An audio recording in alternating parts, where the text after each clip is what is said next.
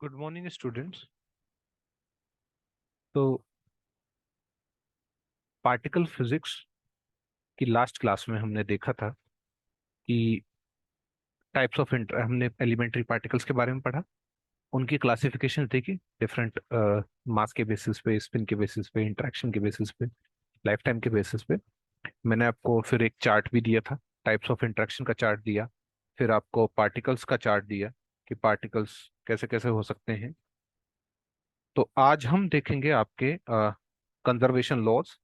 कौन कौन से कंजर्वेशन लॉज आपको चेक करने होते हैं जब आप पार्टिकल फिजिक्स से रिलेटेड कोई भी इक्वेशन को सॉल्व करेंगे। तो कंजर्वेशन लॉज से आज हम अपने लेक्चर की शुरुआत करते हैं। तो देखिए, कंजर्वेशन लॉज में फिर आपको एक चार्ट बनाना पड़ेगा। तो देखिए, अ, सबसे पहले आपका यहाँ पे आएगा क्वांटिटीज कंजर्व्ड।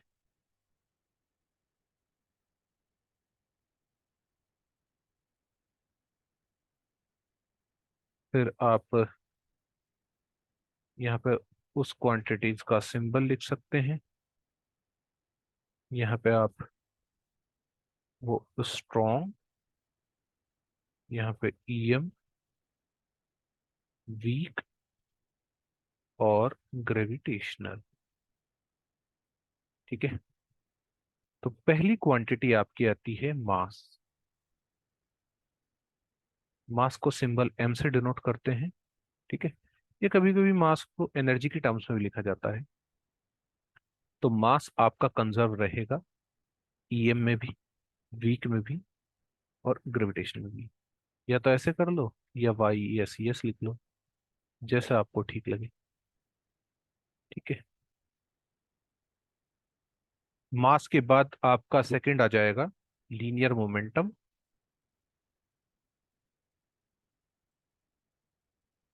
लीनियर मोमेंटम भी सिंबल इसका हो जाएगा पी से डिनोट करते हैं। ठीक है। लीनियर मोमेंटम को आप पी से डिनोट करेंगे। ठीक है। तो स्ट्रॉन्ग में भी कंजर्व रहेगा, चारों में कंजर्व रहेगा। ठीक है। थर्ड आपका आता है total angular momentum.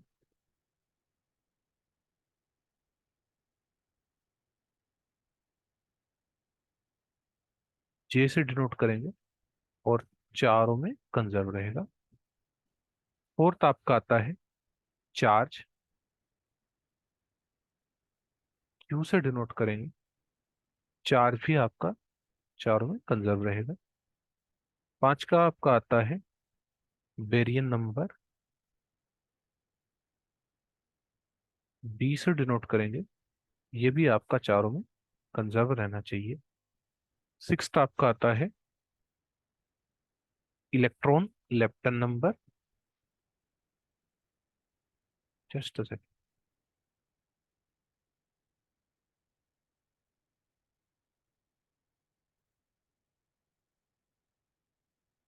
Electron lepton number.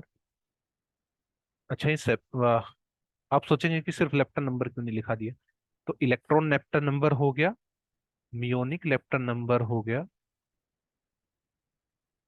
और थर्ड आपका हो गया टाउ लेप्टन नंबर। ये सेपरेटली कंजर्व करने चाहिए, इसलिए अलग अलग लिखा हुआ है। इलेक्ट्रॉन नंबर इलेक्ट्रॉन नंबर से कंजर्व करना चाहिए, म्योन नंबर म्योन से, टाउ टाउ से। ठीक है।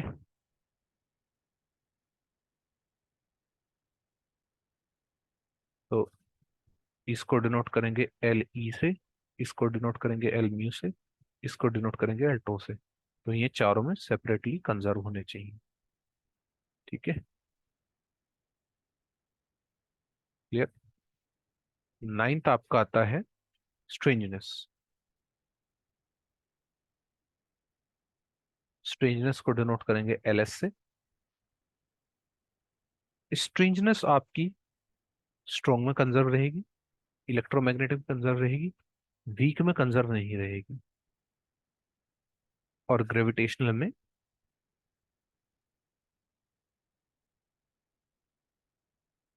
अच्छा, ग्रेविटेशनल को हम चेक ही नहीं करते जैसे। ठीक है, इसको आप चाहो तो हटा भी सकते हो ग्रेविटेशन। ठीक है।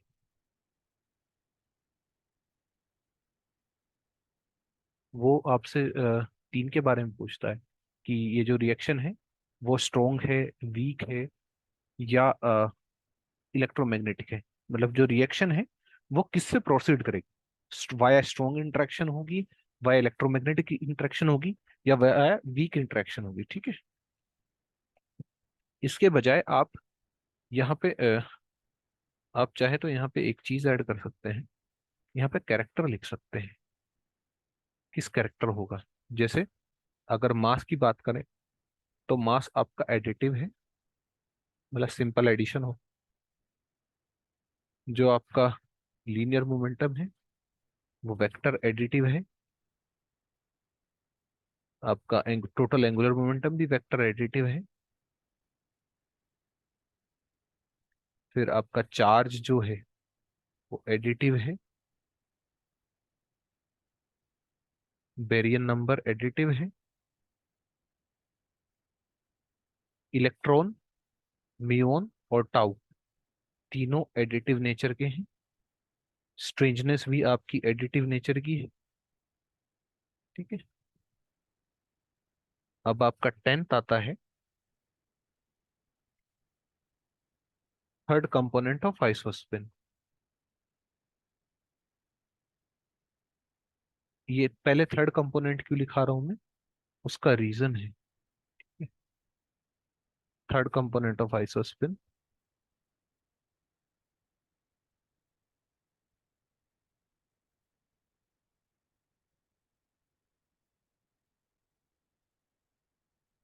Third component of isospin I3 और IZ से डिनोट करेंगे। स्ट्रॉन्ग में कंजर्व रहेगा,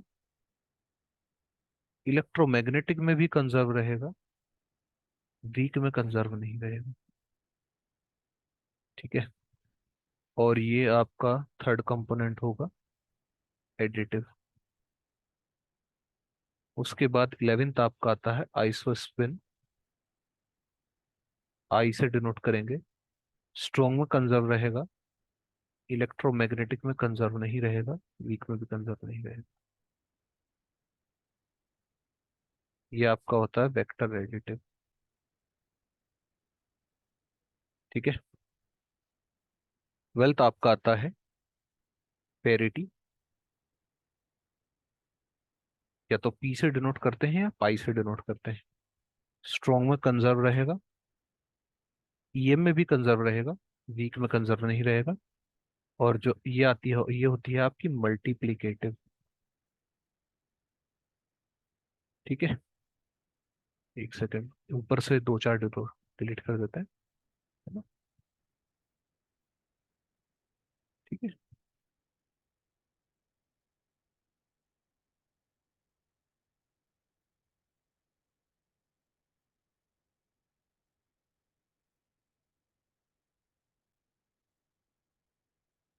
देखिए, 12 तक हो गया था, 13 देखिए।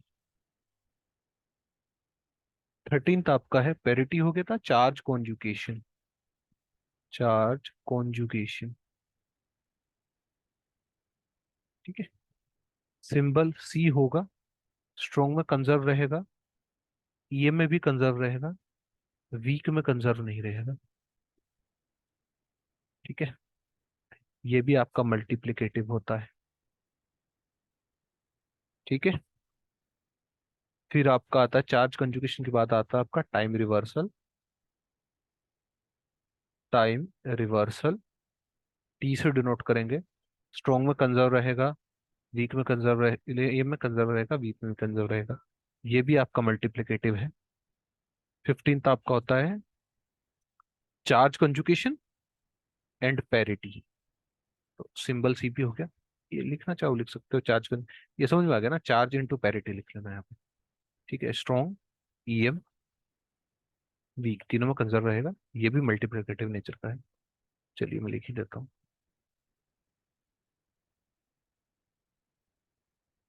देखिए ये आ गया आपका चार्ज पेरिटी, और 16 आपका होगा चार्ज पेरिटी टाइम रिवर्सल, इसको बोलते हैं सीपीटी। ये भी तीनों में कंजर्व होना चाहिए और ये भी मल्टीप्लिकेटिव। तो ये आपके 16 कंजर्वेशन लॉज हैं।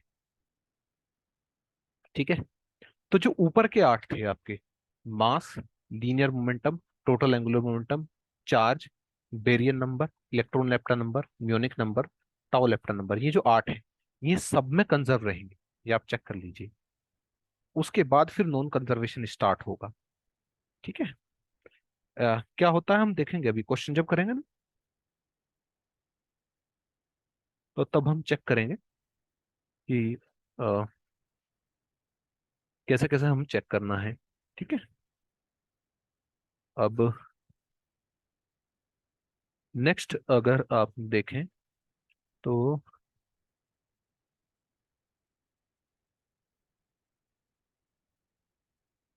अब हम देखते हैं इसमें सिंगलेट और डबलेट देख सकते हैं, या उससे पहले अगर मैं आपको बोलूं कि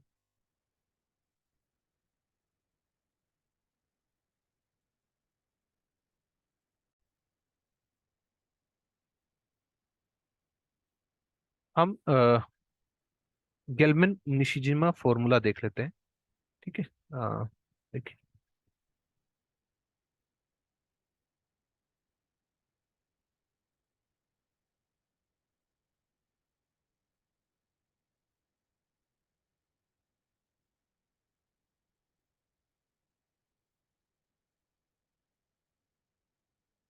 ये फॉर्मूला है आपका चार्ज निकालने के लिए। इसमें होता है आपका I3, third component of isospin, baryon number plus strangeness number divided by 2। ठीक है। तो इसी के बेस पे हम सिंगलेट, डबलेट और ट्रिपलेट डिफाइन करते हैं। तो सबसे पहले अगर मैं सिंगलेट देखूं तो और I3 के बेसिस पे देखो, तो सिंगलेट कौन कौन बनाएंगे आपके, ईटा नोट बनाएगा, पाई नोट बनाएगा, और ओमेगा माइनस बनाएंगे, ये सिंगलेट बनाएंगे आपके। ठीक है। 2I+1 ये आपका मल्टीप्लेट देता है। तो जिसमें 2I+1 1 आएगा, ठीक है, वो आपका सिंगलेट देगा। जिसमें 2 आएगा वो डबलेट देगा। जिसमें 3 आएगा वो ट्रिपलेट देगा। 4 आएगा तो क्वार्टरप्लेट देगा। इसे सो ऑन चलता चला जाएगा। ठीक है। तो इसमें स्ट्रेंजनेस I and I3, तो ईटा नोट की स्ट्रेंजनेस 0, I0 और I3 भी 0। और I और I3 0 आना जरूरी है, तभी तो यहाँ पे 1 आएगा। जब यहाँ पे I को 0 रखूंगा तभी तो ये 1 आएगा मल्टीप्लेट। ठीक है। Y0 का स्ट्रेंजनेस नंबर, अच्छा ये स्पिन है, सॉरी। ठीक है। 1,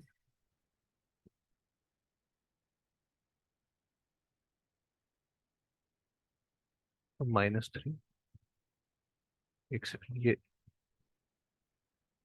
स्ट्रेंजनेस ही है। ठीक है।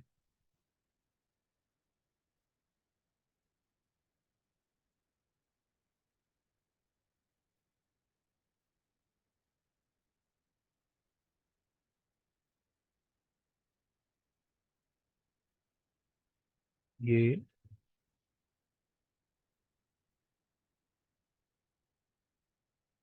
ये आपका लेमडा 0 है, -1। ठीक है। तो 0, 0, 0, 0, तो ये आपका सिंगलेट हो गया।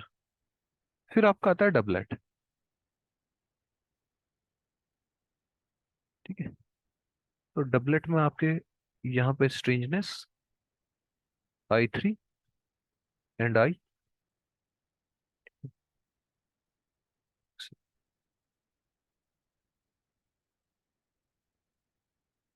यहाँ पे पार्टिकल्स की।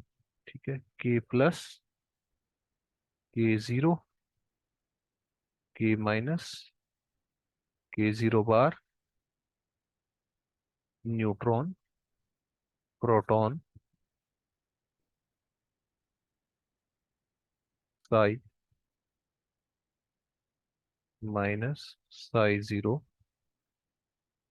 Sai minus bar, xi 0 bar. ठीक है।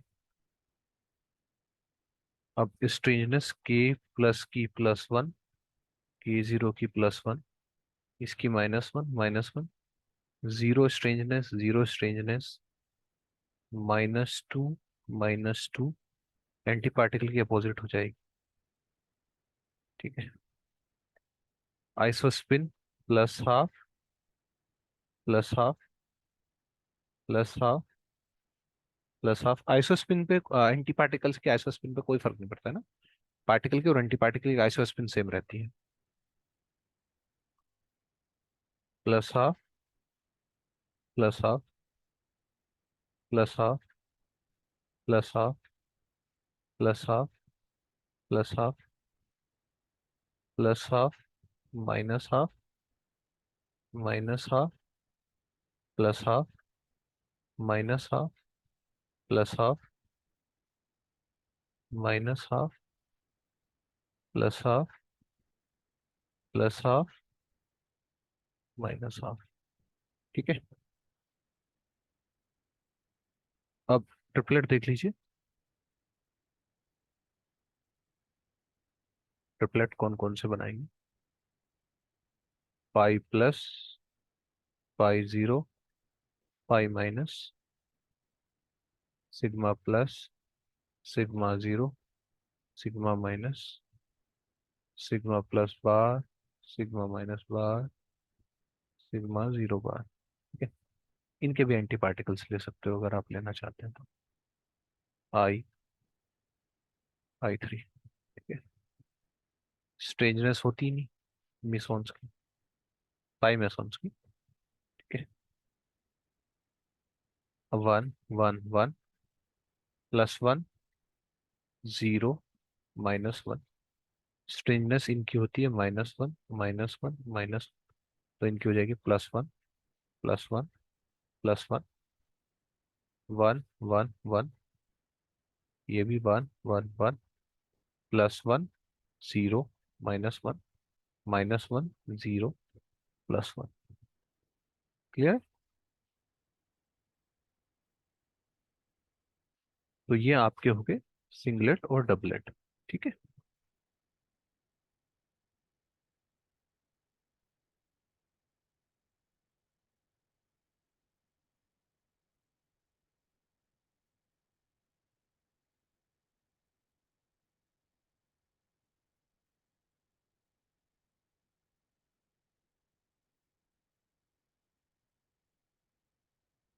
देखो क्या था, अब इस एक स्टैंडर्ड मॉडल होता है। ठीक है। अगर मतलब वैसे इतना काम का नहीं है, आप चाहो तो लिख सकते हो। ठीक है। स्टैंडर्ड मॉडल के बारे में और एलिमेंट्री पार्टिकल फिजिक्स से है। ठीक है। इन 1960s and 70s a theory emerged that described all the non-elementary particles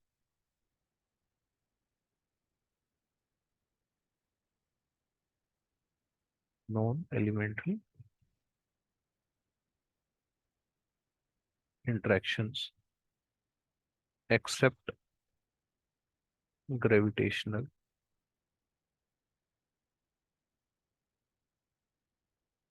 except gravitational interaction।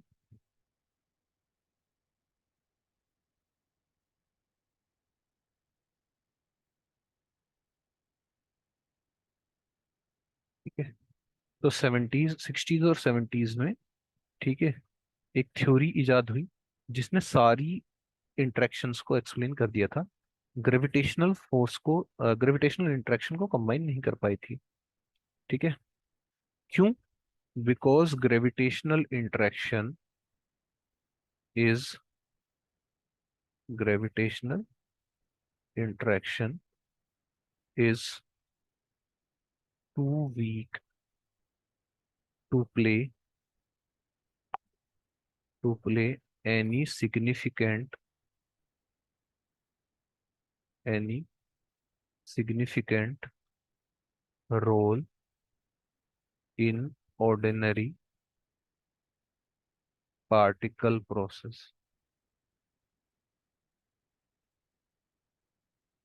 ठीक है। And since 1978 standard model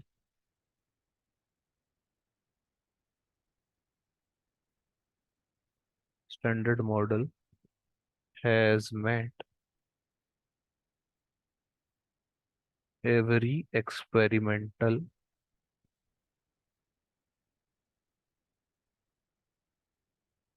test। ठीक है। हर एक्सपेरिमेंटल टेस्ट उसने सक्सेसफुली एक्सप्लेन किया है। The classification of elementary particles, the classification of elementary particles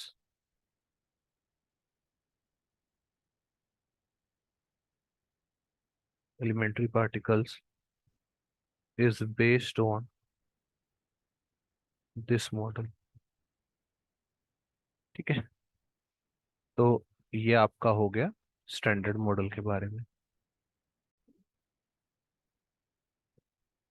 तो इससे पहले कि मैं क्वार्क्स के बारे में आपको बताऊं, कुछ सर्टेन पॉइंट्स जो आपको ध्यान में रखने हैं क्वेश्चन सोल्व करते टाइम, वो मैं आपको लिखा देता हूँ।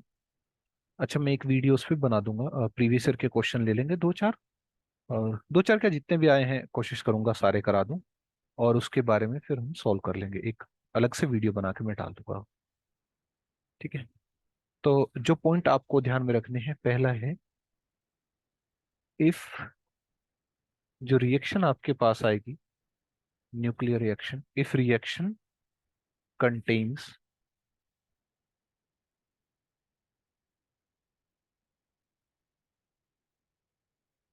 Electron neutrino, mu neutrino, tau neutrino, then then the reaction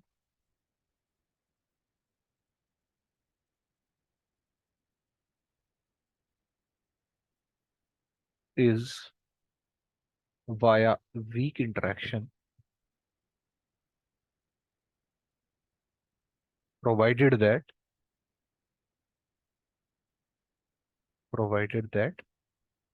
the reaction is not forbidden, the reaction is not forbidden। second है, if the reaction contains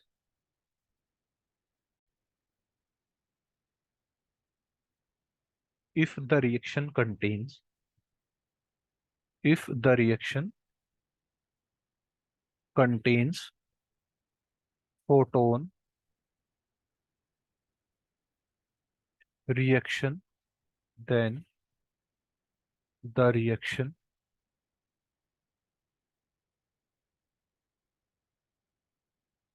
proceeds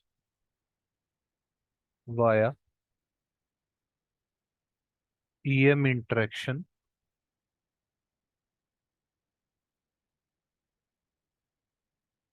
provided that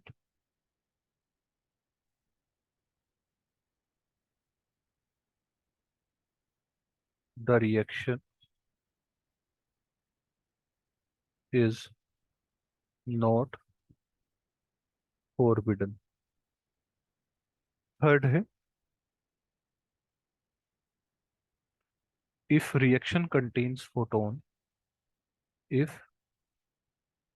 reaction contains photon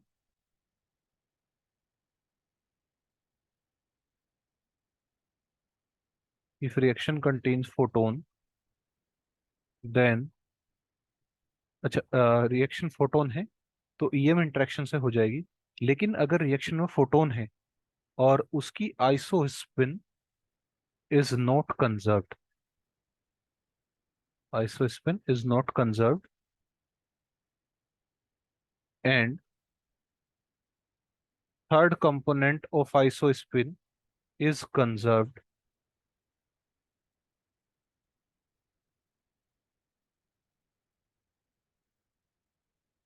iso is third component of isospin conserved, then it will proceed through EM, proceeds via EM interaction. If I3 is not conserved, then proceeds via weak interaction.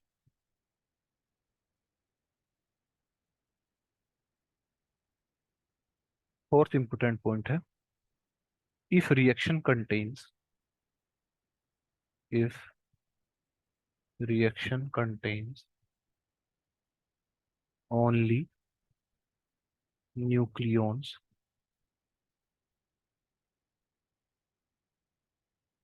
Nucleon से मतलब है neutron and proton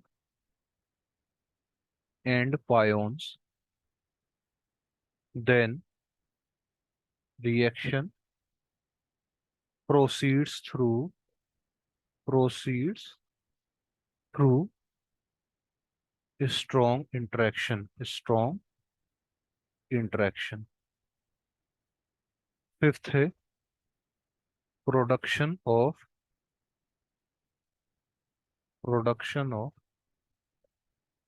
strange particle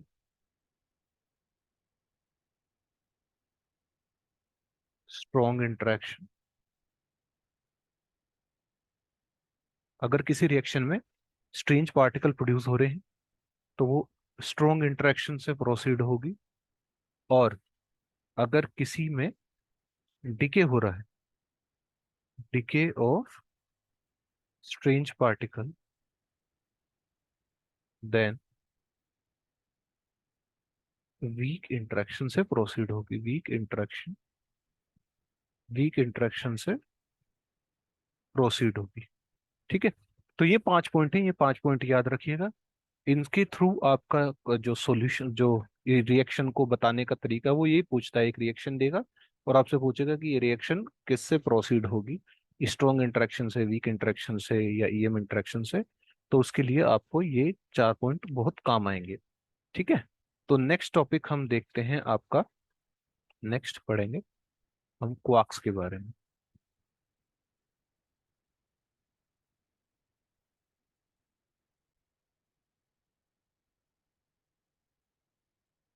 इससे पहले quarks के बारे में हम देखें, एक चीज और बता देता हूँ।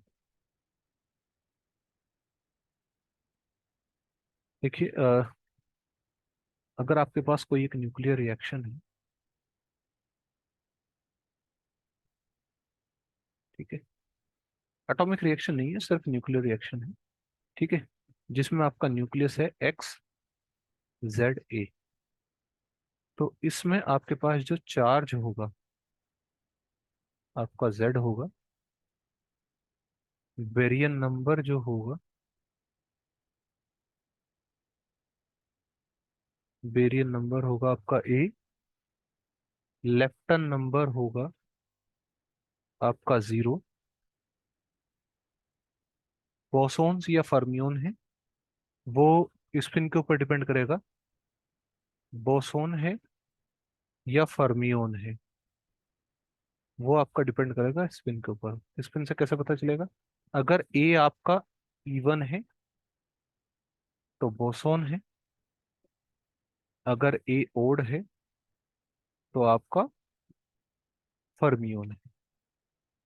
Angular momentum and parity, angular momentum and parity आप निकालोगे शेल मॉडल से। शेल मॉडल क्या है, वो अभी जब न्यूक्लियर फिजिक्स कराएंगे तब देखेंगे। स्ट्रेंजनेस आपकी इस केस में जीरो होगी। Third component of isospin n minus Z by two. For isospin के लिए कोई फॉर्मूला नहीं होता, ठीक है, मतलब उसके लिए आपको ऐसा ऐसा कोई फॉर्मूला नहीं है। I3 आपका आ जाएगा, वहीं से कैलकुलेट हो सकता है I3 से। ठीक है, तो ये भी आप याद रखिएगा, जो पीछे 5 पॉइंट बताए हैं वो भी याद रखिएगा। अब हम स्टार्ट करते हैं अपना क्वार्क्स के बारे में। ठीक है, तो क्वार्क्स के बारे में अब हम देखते हैं। देखो, क्वार्क्स के बारे में,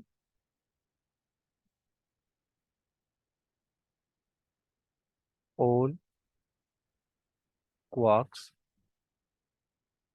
have even parity. All quarks have even parity and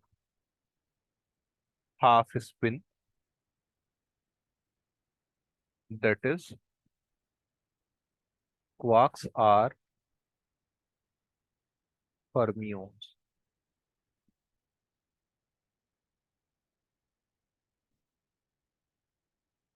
The hadrons, hadrons में क्या क्या आता है आपका? baryons and mesons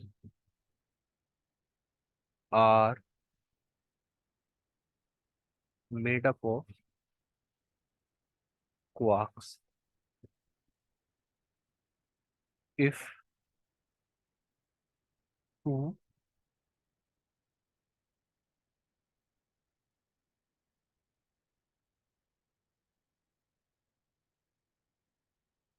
if two or more similar quarks are there inside a hadron, then then they seems to violate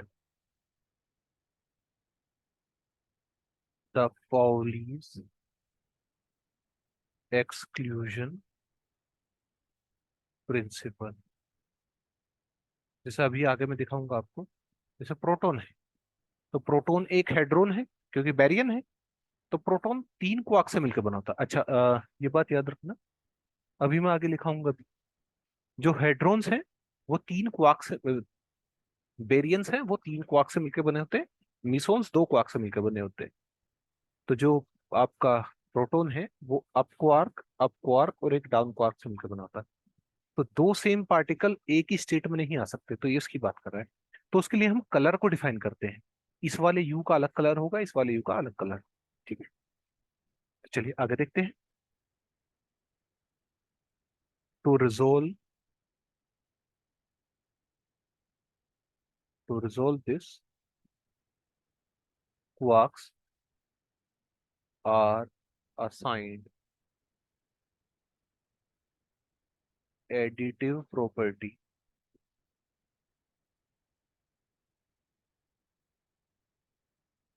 additive property designated as color, which has three possibilities: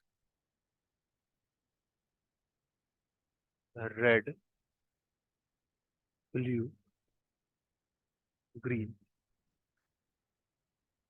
Thus, now Pauli's exclusion principle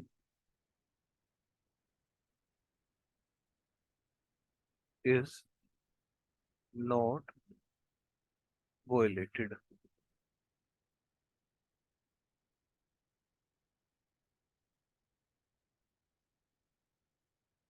hadrons are made up of quarks. The strong interaction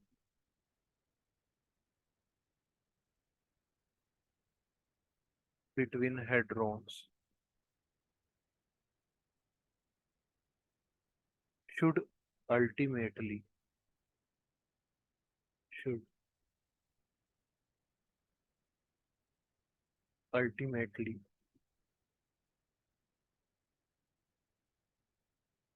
be traceable interaction between quarks. ठीक है, अब देखो,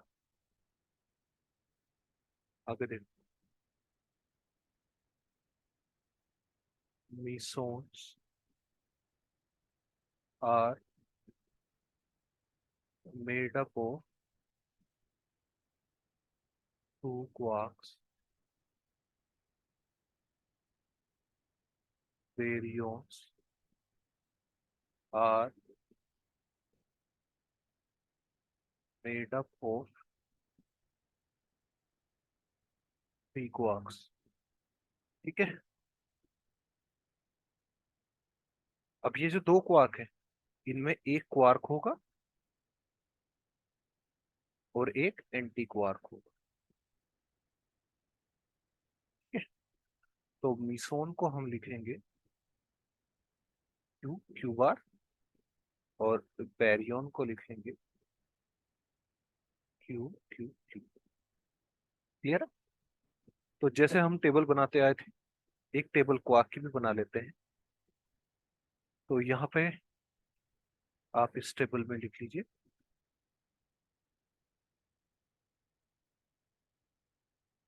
यहाँ पे properties लिख लीजिए. ठीक है, उसके बाद यहाँ पे types of quark.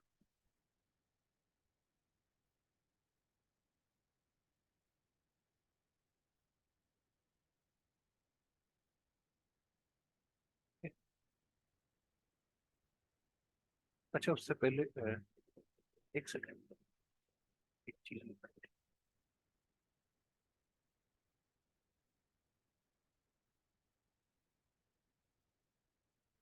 There are 6 types of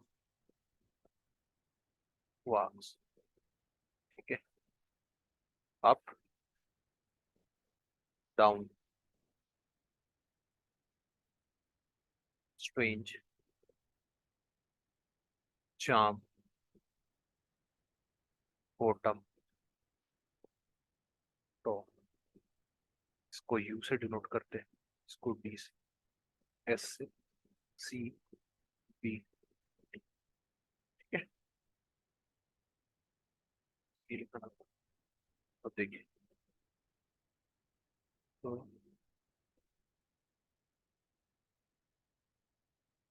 यहाँ पे टाइप्स ऑफ क्वार्क लिख के,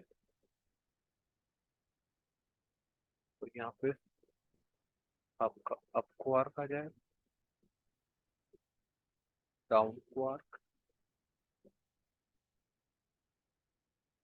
range, charm, bottom,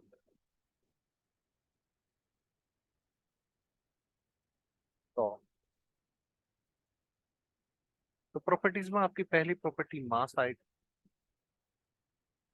mass G D, giga electron volt.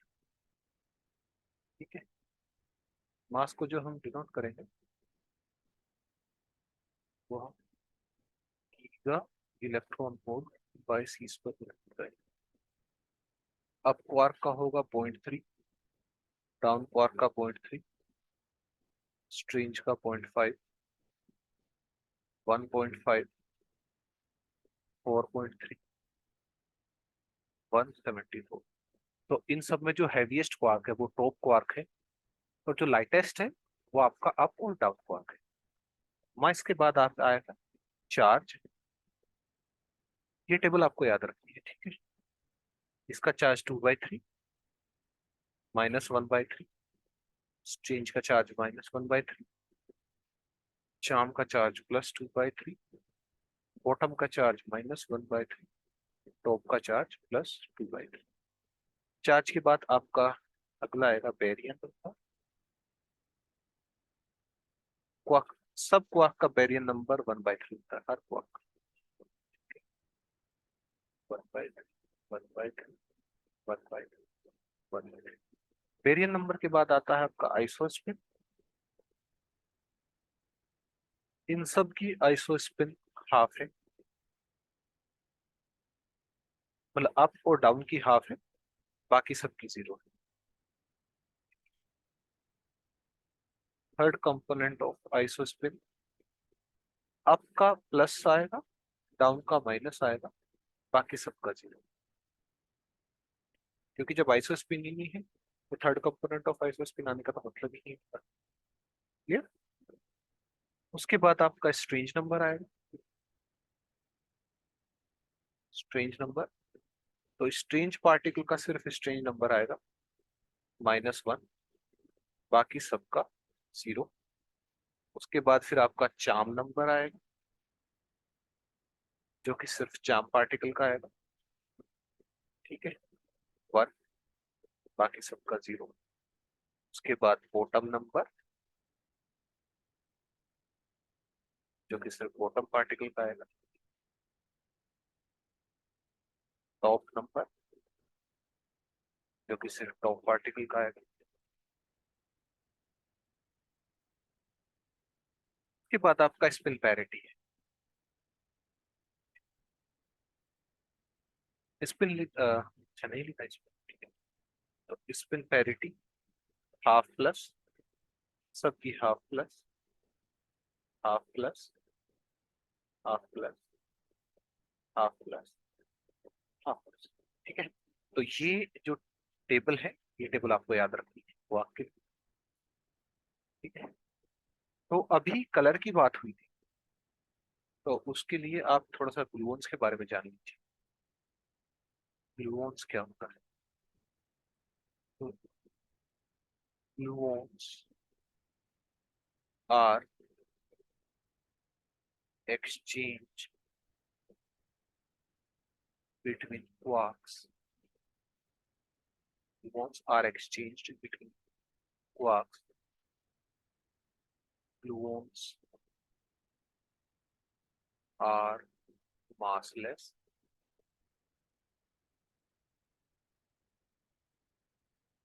Massless is with one particle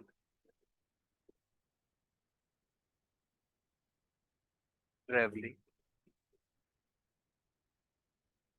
with the speed of light.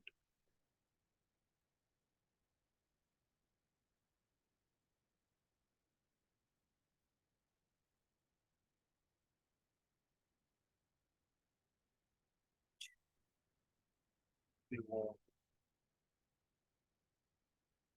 carries a color and an anti-color. There are there are 8 types of gluons. 1, 3, 5, 6, 7, 8. R minus.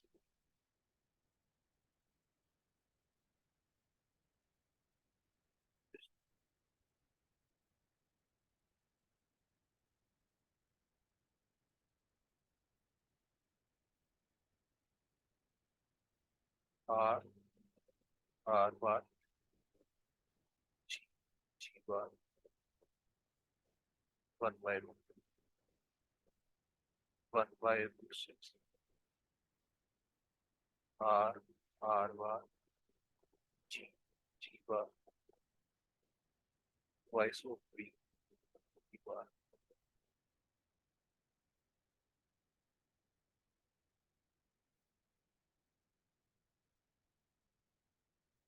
Third है R B bar, R G bar, B R bar, G bar, G R bar, और G B bar. ये total 8 types of glue आपके पास है। ठीक है। अब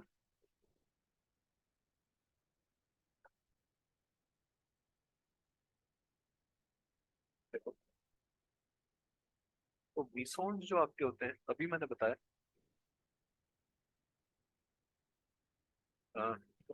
जो मीसोन्स होते हैं और हेड्रोन्स होते हैं, वो आपके क्वार्क से मिलके बने होते हैं। ठीक है।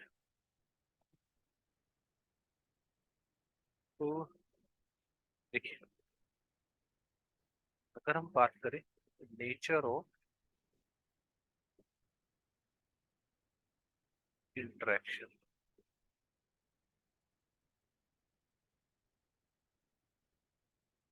Nature of interaction potential between two quarks inside your, वो किस टाइप का होगा? Minus A by R plus D of R, where where R is the distance between quarks.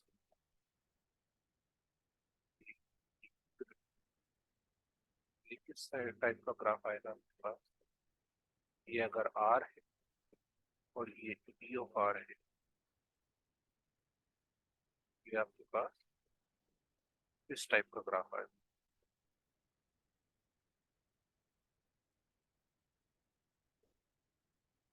तो quarks are always found inside hadrons and are not independently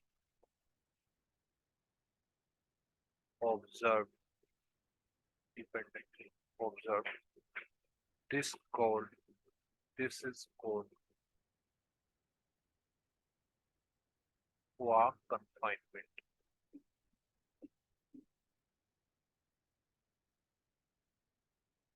Quarks quarks are yet not found.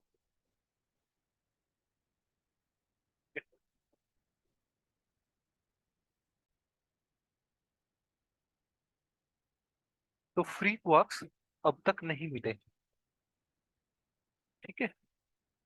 अब quark से कैसे बना सकते हैं?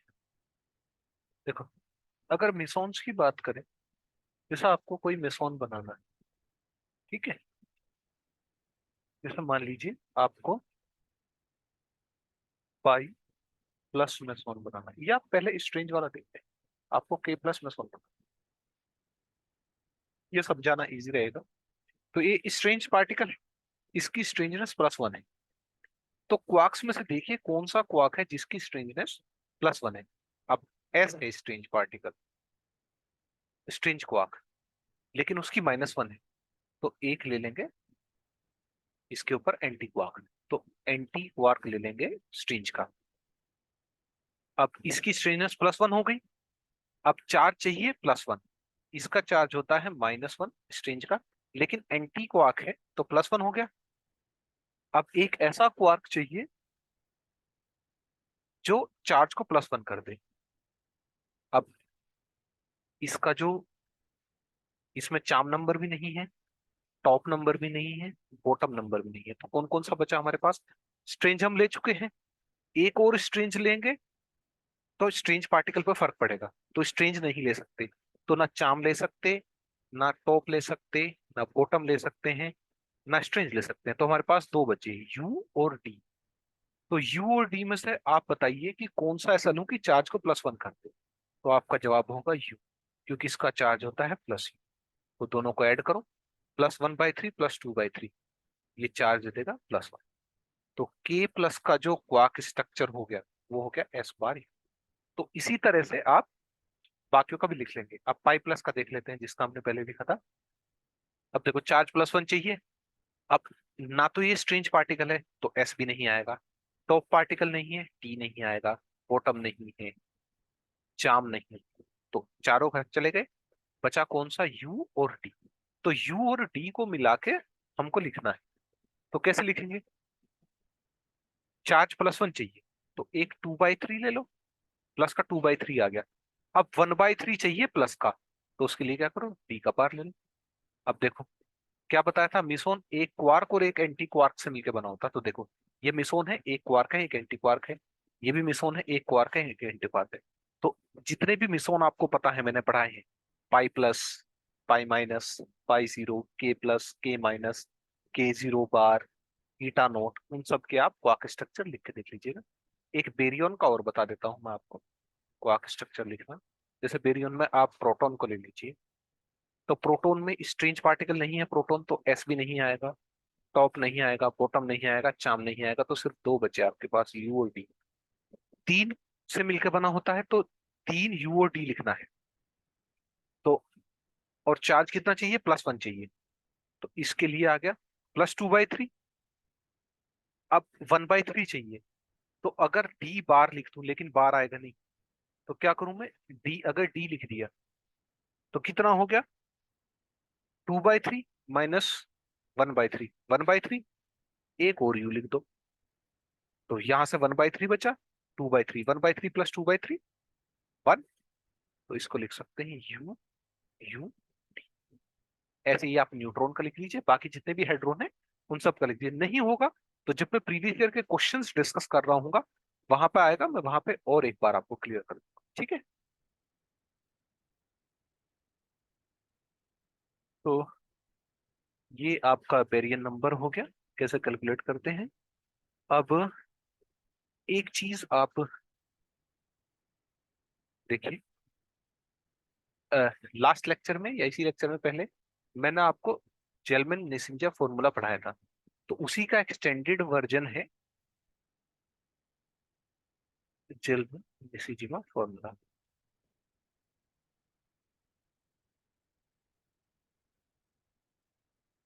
जो पहले था वो ये था, I + B + S/2। उस टाइम तक चार्म, टॉप और बॉटम डिस्कवर नहीं हुए थे, इसलिए ये था। जब चार्म, टॉप और बॉटम डिस्कवर हो गए, तो उसके बाद ये फॉर्मूला ऐसा हो गया, चार्म, बॉटम, टॉप /2। क्लियर? तो अब आपका,